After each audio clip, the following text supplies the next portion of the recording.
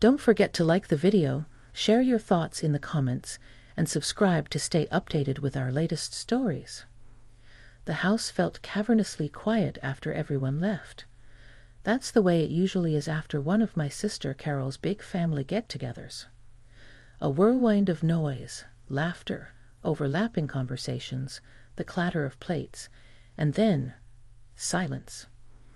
A deep, settling silence that always seemed to amplify the ticking of the grandfather clock in the hallway. I'm Sarah, by the way. Pushing 50, though most days I feel like I left that number behind a while ago, especially in the quiet moments like these. I live alone now, since my husband Frank passed away 3 years back. The house, this big old rambling place Frank and I poured our hearts into, sometimes feels more like a museum of memories than a home. Pleasant memories, mostly, but memories nonetheless. Tonight's gathering was for my nephew's graduation. Good kid. Head screwed on right. The whole extended family turned up. Cousins, aunts, uncles, the works. Carol always did know how to throw a party. The remnants were scattered around the living room. A few stray napkins, a half-eaten bowl of pretzels I hadn't gotten around to clearing, the faint scent of grilled burgers still hanging in the air despite the open windows. I was just starting to gather the stray glasses, debating whether to wash them tonight or leave them for the morning, when I noticed I wasn't quite alone. Liam, my cousin Martha's son, was still sitting on the porch swing outside the open French doors. I hadn't even realized he hadn't left with his parents. He was just sitting there, elbows on his knees, staring out into the darkening yard where fireflies were starting their nightly dance. He's a young man now, maybe 21, 22? Hard to keep track. I mostly remembered him as a gangly teenager with braces, always polite but quiet, usually hovering near the edges of family functions. Tonight, he looked older, more contemplative. There was a stillness about him that hadn't been there before. "Liam? Honey, are you all right?" I asked, stepping closer to the doorway. "I thought you'd left with your folks." He looked up, a little startled, as if pulled from a deep thought. A faint smile touched his lips. "Oh, hey, Sarah. Yeah, They went ahead. I told them I'd catch a ride-share back later. Just wanted a bit of quiet, I guess." I leaned against the doorframe, looking out at him. The porch light cast long shadows, highlighting the thoughtful set of his jaw. He wasn't the awkward kid anymore. There was a maturity in his eyes that surprised me. "Well, you picked the right place for quiet," I chuckled softly. "It gets pretty still here after the storm passes." "It's nice," he said, his gaze returning to the yard. "Peaceful. Different from my place near campus." There was an awkward pause, the kind that often happens between relatives who see each other maybe twice a year. Usually, I'd offer a quick goodbye, maybe a leftover slice of cake, and retreat back into my quiet routine. But something stopped me. Maybe it was the uncharacteristic stillness about him, or maybe it was just the lingering echo of Frank's absence, a void that sometimes craved simple human presence. "Want some coffee?" I offered impulsively. "Or something stronger? I think there's still some iced tea." He hesitated for just a second, then nodded. "Coffee sounds good, actually. If it's not too much trouble." "No trouble at all," I said, genuinely meaning it. "Come on in. Might as well be comfortable." He unfolded himself from a swing and followed me into the kitchen. The bright fluorescent light seemed harsh after the soft glow of the porch. He looked a little out of place, standing there, amidst the post-party clutter I hadn't teddied yet. He ran a hand through his dark hair, the same thick hair his mom always fussed over. "Sorry about the mess," I mumbled, clearing a space on the counter. "Don't be," he said quickly. "It looks like people had a good time. Your sister always throws great parties." She does, I agreed, spooning coffee grounds into the filter. She's the family connector. He leaned against the counter, watching me. And what does that make you? The question was light, curious. I paused, pot in hand. Good question. Maybe the archivist? The keeper of the quiet corners? I smiled wryly. He smiled back, a real smile this time, one that reached his eyes. I like that. Keeper of the quiet corners. As the coffee maker gurgled to life, filling the kitchen with its comforting aroma, a different kind of quiet settled between us.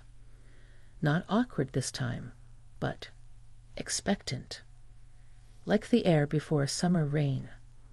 I poured 2 mugs, adding a splash of milk to mine, remembering he took his black from some long-ago holiday gathering. He took the mug with a quiet thanks. Instead of heading back to the living room, we just stood there for a minute, sipping our coffee in the brightly lit kitchen, the remnants of the party around us.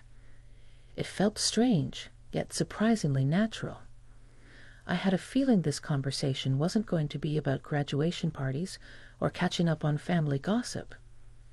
There was something else brewing, something unspoken hanging in the air between my cousin's son and me, right there in the heart of my quiet, memory-filled house. We migrated back towards the living room, mugs in hand. I sank into my usual armchair, the one worn perfectly to the contours of my body over years of reading and quiet evenings. Frank used to joke it was my throne. Liam didn't take the main sofa, the one most guests gravitate towards. Instead, he chose the smaller love-a-seat opposite me, angling himself slightly so we weren't facing head-on. It felt less like an interview, more like a shared space. The grandfather clock chimed the half-hour, its deep tones resonating through the stillness. Outside, the crickets had taken over from the fireflies, their chirping a constant, soothing backdrop. So, I began, trying to bridge the silence gently. Big day for your cousin Michael. Heading off to college in the fall? Liam nodded, swirling the coffee in his mug. Yeah, engineering. He's excited. A bit nervous too, I think. That's understandable, I said. It's a big step. New place, new people, whole new world. I thought back to my own college days, a lifetime ago it seemed, full of anxieties and hopes Frank and I had navigated together. Were you nervous? Liam asked, looking up suddenly. His gaze was direct, searching. It wasn't just polite small talk. I was taken aback for a moment. It wasn't the kind of question young relatives usually asked. Terrified, I admitted with a small laugh. I grew up in a small town. Moving to the city felt like moving to another planet. But, I added, sobering slightly, it was also exhilarating. The possibilities seemed endless. He absorbed that, nodding slowly. Possibilities, he echoed softly, almost to himself. He took another sip of coffee. Sometimes the possibilities feel more overwhelming than exciting. There it was, a crack in the polite facade, a glimpse of something deeper. I recognized that feeling, that subtle weight of expectation and uncertainty that often accompanies youth, but sometimes revisits us later in life too. I know what you mean, I said quietly. It can feel like you're standing at a crossroads with 100 different paths, and everyone expects you to know exactly which one to take, map and compass in hand. He looked at me, a flicker of surprise in his eyes. Yeah, exactly. Like everyone else seems to have it figured out. Their major, their career path, who they're supposed to be. And I'm just... He trailed off, shrugging slightly, looking down at his mug. Just figuring it out?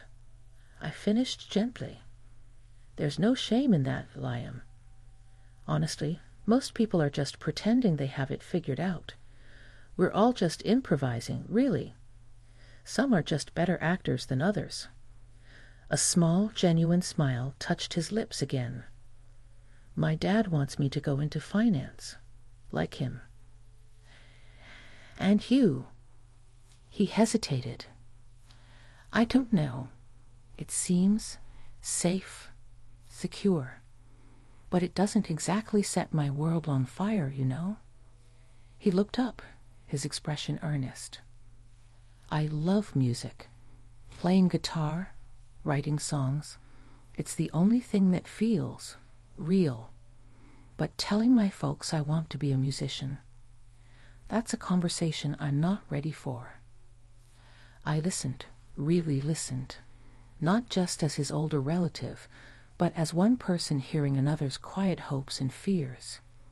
I thought about Frank, how he'd given up his dream of being a carpenter to take a steady office job to support us. He never complained, but I knew there was a part of him that always missed the smell of sawdust, the feel of wood grain beneath his hands. Dreams are tricky things, I said softly. Sometimes we pack them away thinking it's practical, sensible, but they have a way of whispering to us in the quiet moments. He met my eyes, and there was a depth of understanding there that startled me. It felt like we were speaking a shared language, one that transcended the decades between us. The air crackled with a quiet intensity, not of tension, but of connection. He wasn't just my cousin's son anymore. He was a young man grappling with the big questions, sharing his vulnerability in the safety of my quiet living room. What did you dream of? He asked, his voice barely above a whisper. The question hung in the air. I hadn't expected the conversation to turn so personal, so reciprocal. I looked around the room at the photos on the mantelpiece, me and Frank, younger, happier perhaps, but certainly less complicated.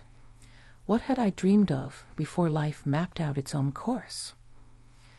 I wanted to be a writer, I confessed, the words feeling rusty, unused. Travel the world, write stories about the people I met. Why didn't you? His question was simple, direct, devoid of judgment. Life. I answered with a shrug that felt heavier than it should. Met Frank, fell in love, built a life here. A good life, I added quickly. A very good life, but different. He nodded, his gaze thoughtful. It doesn't have to be either slash or, does it? The good life and the dream? His quiet observation struck a chord deep within me. It was something I hadn't allowed myself to consider, not really. Frank's passing had left a void, but perhaps it had also, unintentionally, opened a door I thought long closed. We sat in silence for a moment longer, the only sounds the ticking clock and the chirping crickets, but the silence was full, resonant with unspoken thoughts and burgeoning understanding. The unexpected intimacy of the conversation wrapped around us like a warm blanket on a cool night. The coffee in our mugs grew cold, but neither of us seemed to notice. The conversation flowed onwards, meandering through topics we'd never have broached at a bustling family barbecue. We talked about music, the bands he loved, the lyrics that spoke to him. He described the feeling of losing himself in playing his guitar, the way melodies could say things words couldn't. I found myself sharing things I hadn't voiced in years, not even to Frank sometimes. Thoughts about purpose, about the paths not taken, about the strange mix of contentment and restlessness that seemed to define this chapter of my life. Liam listened with an attentiveness that was incredibly validating. He didn't interrupt, didn't judge, just absorbed what I said, occasionally asking the question that showed he was truly hearing me. There was a maturity in his listening, an empathy that belied his years. It wasn't the forced politeness of a young relative making conversation. It felt like a genuine meeting of minds. He spoke about the pressures he felt, not just from his parents, but from society, from his peers. The pressure to succeed, to define himself, to have a plan. He confessed his fear of ending up in a life that felt comfortable but hollow.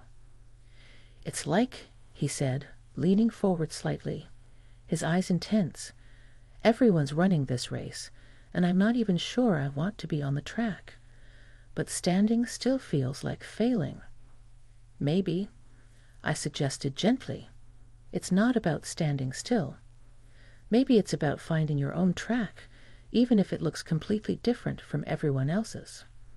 He looked at me, a long, searching look, and then something shifted. It wasn't anything dramatic, just a subtle change in the energy between us. The air grew heavier, charged with an emotion I couldn't quite name. It was more than just understanding. It was a profound sense of being seen, truly seen, perhaps for the first time in a long while, both for him and for me. He reached across the small space separating the love seat and my armchair, not to touch me, but resting his hand, palm up, on the low coffee table between us. It was a simple gesture, open, unassuming. An invitation, perhaps not for physical contact, but for deeper connection. My heart gave a strange little flutter. It wasn't romantic or physical, not in that way. It was the startling intimacy of the moment, the unexpected depth of feeling that had sprung up between us in the quiet solitude of my home.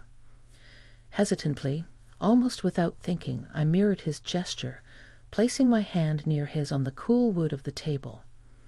Our fingers weren't touching, but the proximity felt electric, charged with all the unspoken vulnerabilities and shared recognitions of the past hour. We just sat there for a long moment, our hands resting near each other, our eyes locked. In his gaze, I saw not just a young man struggling with his future, but a fellow soul navigating the complexities of life. And I wondered with a sudden jolt what he saw in mine. Did he see just his older cousin, his aunt's friend? Or did he see Sarah, the woman who once dreamed of writing, the woman still figuring things out herself? "Thank you, Sarah," he said finally, his voice soft but clear, "for listening, really listening." "Thank you, Liam," I replied, my own voice a little thick with emotion, "for talking, for trusting me." The moment stretched, suspended in the warm, lamplit air. It felt incredibly fragile yet powerful. This unexpected collision of two lives, two different generations finding common ground in shared humanity, in unspoken fears and quiet dreams. This was the unbelievable thing. Not some shocking event, but the intensity of this connection, the sudden, profound understanding that passed between us without needing elaborate words. It was the simple, startling truth of being genuinely seen and heard by another person, especially when you least expect it.